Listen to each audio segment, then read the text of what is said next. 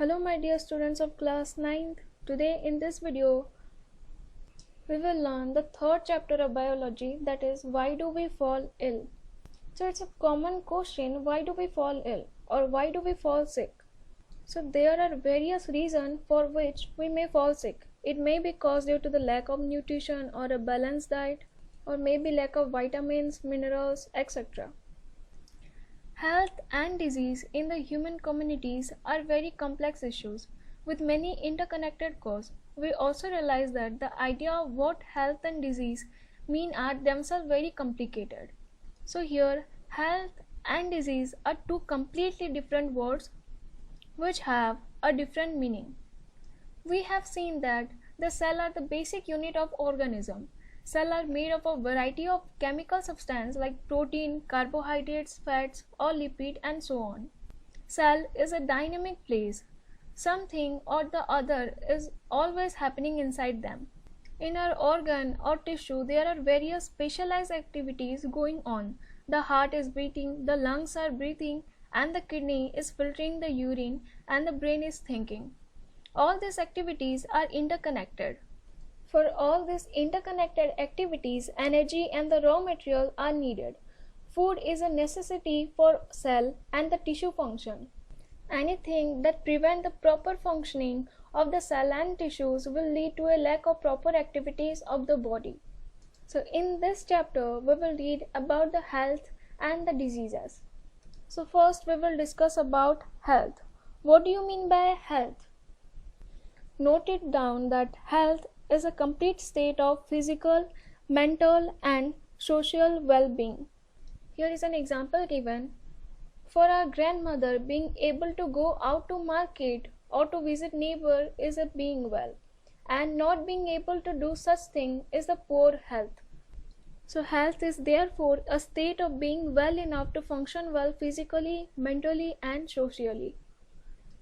Here health is divided into two types, that is community health and the personal health, and both the community and the personal health matters a lot. If health means a state of physical, mental, and social well-being, it cannot be something that each one of us can achieve entirely on our own. The health of all the organism will depend on their surrounding or their environment. The environment includes the physical environment. So, for example, health is at risk in the cyclone in many ways. Human being lives in the society. Our social environment, therefore, is an important factor in our individual health. So, first we will discuss about the maintenance of the community health. So, what is community health? The overall well-being or the good health of the whole community is called the community health. Consider what would happen if no agency is ensuring that the garbage is collected and disposed. So if there is a great deal of the garbage thrown in our street, or if there is open drain water lying stagnant around where we live, the possibility of the poor health increases. Therefore, the public cleanliness is important for individual health. We should maintain a proper sanitation of the surrounding environment, like ensuring treatment of the water to provide clean and safe drinking water.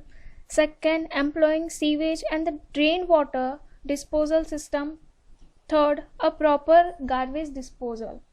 The maintenance of the community health may also be done with the health care services, like providing the primary health center or the district hospital, community health center, medical colleges, etc.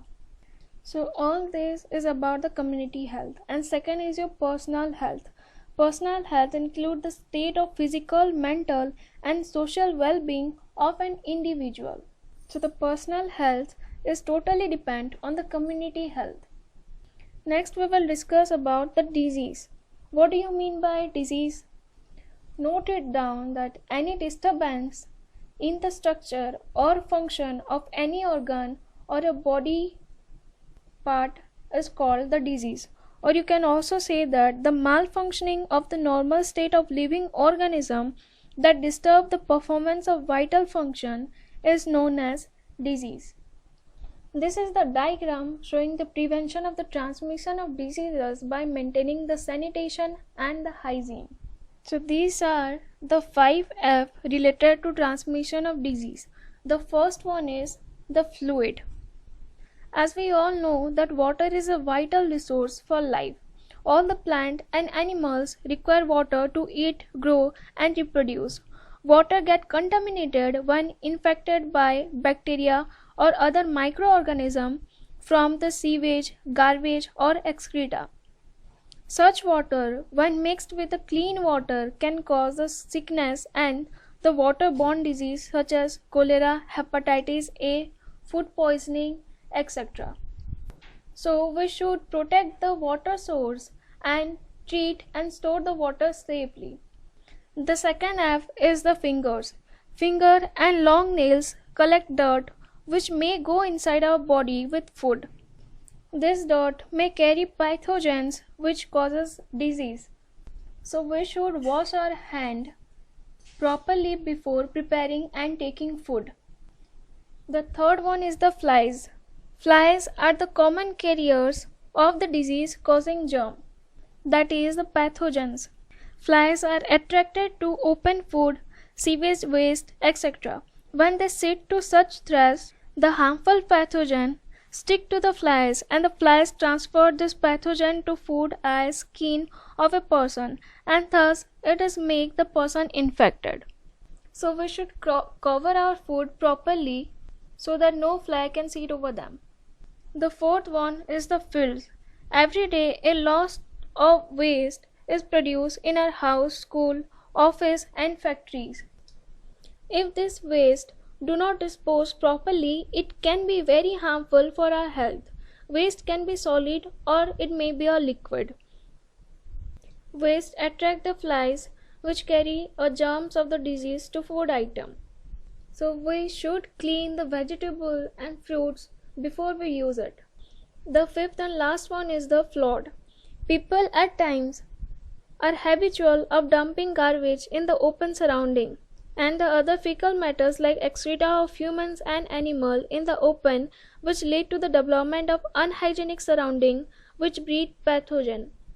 No matter how much an individual maintain a clean and healthy surrounding, a person cannot remain healthy if the neighborhood is not clean.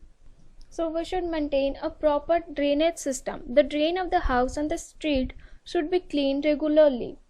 If this waste is left around, it makes the environment dirty. Therefore, it is necessary to have a proper method of disposing the waste material. Our next topic is the distinction between healthy and disease-free.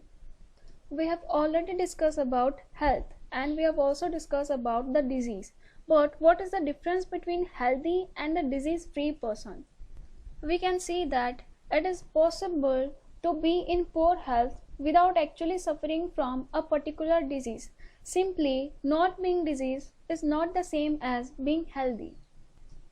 For example, good health for a dancer may mean being able to stretch his body into difficult but graceful position. On the other hand, good health for a musician may mean having enough breathing capacity in his or her lungs to control the notes for his or her flute. To have the opportunity to realize the unique potential in all of us is also necessary for the real health. So a real health or healthy mean which being a healthy attitude or a good health. And disease free means may not be sick but have mental or social worries. Or we may be free from the disease but not have complete well-being from the mind and soul. So these are the difference between a healthy and a disease-free person. That's all for today's video. Thank you.